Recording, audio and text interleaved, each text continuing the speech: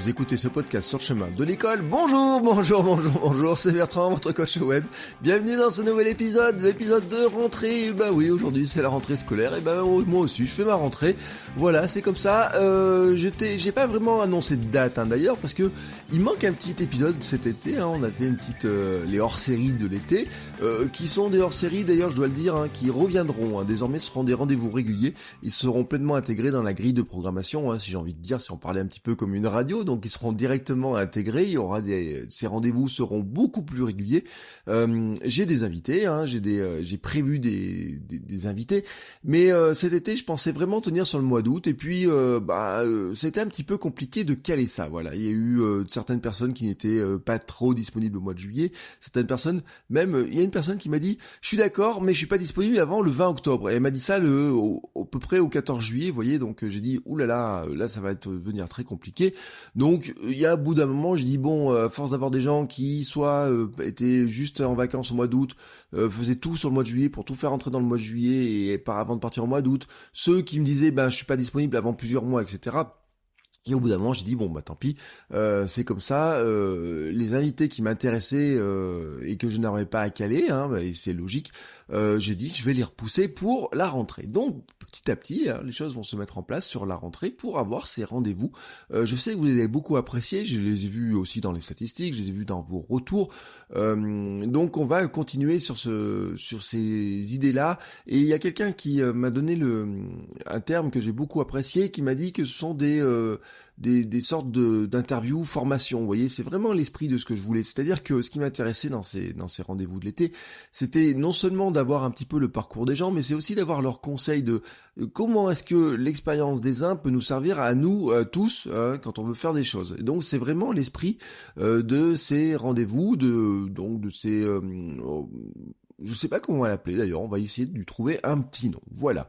Alors, même si nous ne sommes plus à l'école, nous vivons quand même sur ce rythme particulier. Oui, vous avez vu, c'est la rentrée. Moi, je vous dis aujourd'hui, c'est la rentrée. Les télévisions, les radios font leur rentrée. Et vous, peut-être, au mois de septembre, vous êtes aussi plein d'énergie, parce que vous avez les vacances sont passées, elles ont remis de l'énergie dans le moteur.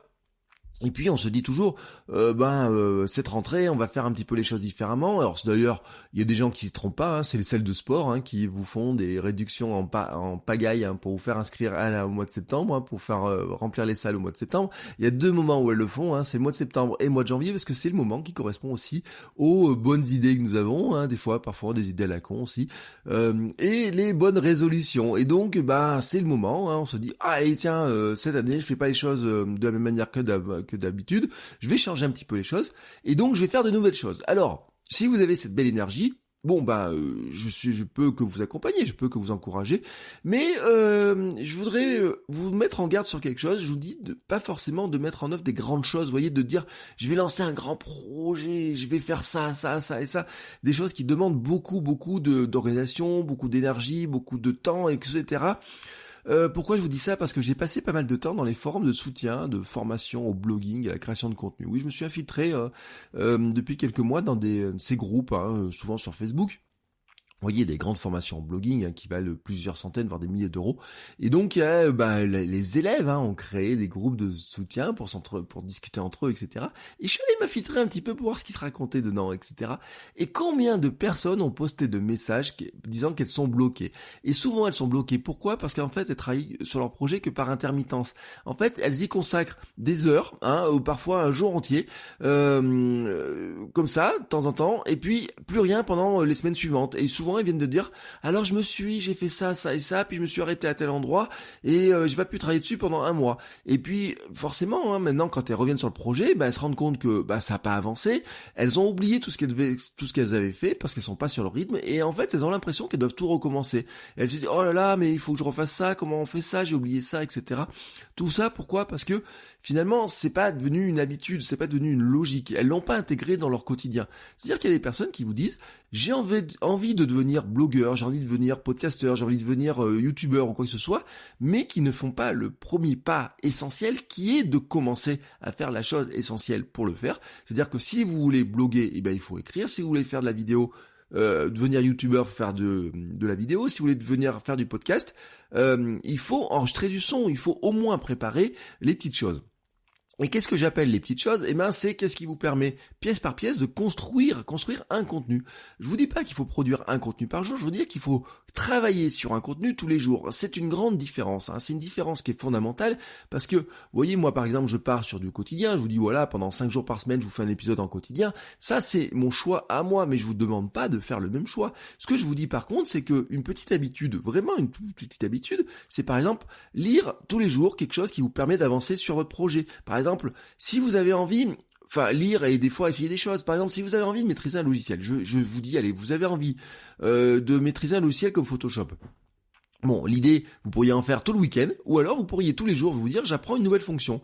Vous lisez un petit tutoriel, vous l'appliquez, hein, ça vous prend un petit quart d'heure, et vous apprenez une nouvelle fonction, vous appuyez sur un nouveau bouton, vous regardez comment ça fonctionne. Vous pouvez aussi écrire quelques lignes, préparer un podcast, un billet de blog, une vidéo en quelques minutes chaque jour. C'est-à-dire qu'un jour, vous pouvez faire le plan, un autre jour, vous pouvez mettre les grandes idées, un autre jour, vous pouvez vous fixer un peu de temps pour filmer, l'autre jour, vous pouvez faire le montage, et un autre dernier jour, par exemple, vous pouvez publier. Vous voyez, si vous faites 15 minutes chaque jour, comme ça, ça paraît rien comme ça, avancer pièce par pièce, mais le pouvoir de l'effet cumulé fera le reste, et si vous faites ça chaque semaine, vous vous rendrez compte que à la fin de l'année, en septembre prochain, à la rentrée prochaine, si vous regardez un petit peu, si vous avez fait ça chaque semaine, vous aurez 50 contenus, comme ça, qui seront faits. Et 50 contenus, sans qu'il y paraisse, c'est 50 opportunités de parler à de nouvelles personnes, d'ouvrir de nouvelles portes, vous voyez, de pousser de nouvelles portes. Donc, vraiment, je vous le dis, vous n'êtes pas obligé de faire de la publication quotidienne, mais vous devez absolument travailler un petit peu tous les jours sur vos projets, avancer tous les jours un petit peu, penser à de nouvelles idées, marquer des nouvelles idées. Un jour même, vous pouvez vous dire, je prends 15 minutes pour juste faire un brainstorming de quoi je vais parler dans les jours et dans les semaines qui viennent. Voilà, ces 15 minutes-là, vous voyez, et c'est une manière de le faire très agréable. Vous faites un café ou un thé, vous faites une petite pause dans un café, même le mieux c'est de sortir de chez vous, d'aller dans un café, un endroit où vous n'êtes pas là. Je donne des conseils d'ailleurs sur ce truc-là, je dis si vous voulez parler à des gens qui font du sport, allez sur un lieu où il y a du sport, regardez les gens faire du sport, et pendant ce temps-là, prenez des idées, notez un petit peu en disant tiens lui il fait ça, tiens c'est une bonne idée, tiens lui je l'ai vu faire ça, tiens dis donc lui il court vachement plus vite que les autres et comment ça se fait, etc. Bon là d'un coup vous aurez plein d'idées pour votre contenu sur le sport, vous voyez ce que je veux dire. Si vous faites un contenu sur le café, allez dans un café. Si vous faites un contenu sur les enfants qui font de la danse, allez voir ces enfants qui font de la danse. Voilà, vous avez compris l'esprit de ce que je voulais vous dire. Mais ça fait partie, vous voyez, du quotidien, j'ai envie de créateur de contenu. Si vous voulez devenir créateur de contenu, il faut tous les jours créer un petit peu de contenu. Mais ça veut pas dire le publier tous les jours, ça veut dire tous les jours travailler à la création de votre contenu. Alors nous en parlerons bien sûr de tout ça dans les jours qui viennent, mais cette semaine, nous attaquerons avec vos questions. Alors j'avais déjà mis dans le groupe Facebook un appel à questions, j'ai déjà plusieurs questions, vous m'avez posé aussi des questions par Twitter ou par mail, j'ai reçu pas mal de petites questions comme ça, mais vous pouvez en poser d'autres. Alors si vous avez une question à me poser, si vous voulez que je parle d'un point précis, vous allez à l'URL suivante qui est votrecoachweb.com/répondeur. Vous allez tomber sur la page de Ask Bertrand tout simplement. Vous avez deux formulaires, un formulaire pour poser la question en audio et un formulaire pour poser la question en texte. Vous choisissez ce qui vous plaît comme manière de faire. En audio tout simplement, il y a un petit bouton, vous appuyez sur enregistrer et vous pouvez poser une question d'1 minute. Sinon, vous m'envoyez un petit message texte et moi je collecte les questions. Et le principe, tout simplement, c'est que chaque jour, je prendrai une question et je répondrai à votre question. Et comme ça, on va dérouler petit à petit la semaine avec vos questions. Voilà, je vous souhaite à tous une très très très très très très belle journée et je vous dis à demain pour un nouvel épisode. Ciao ciao les créateurs!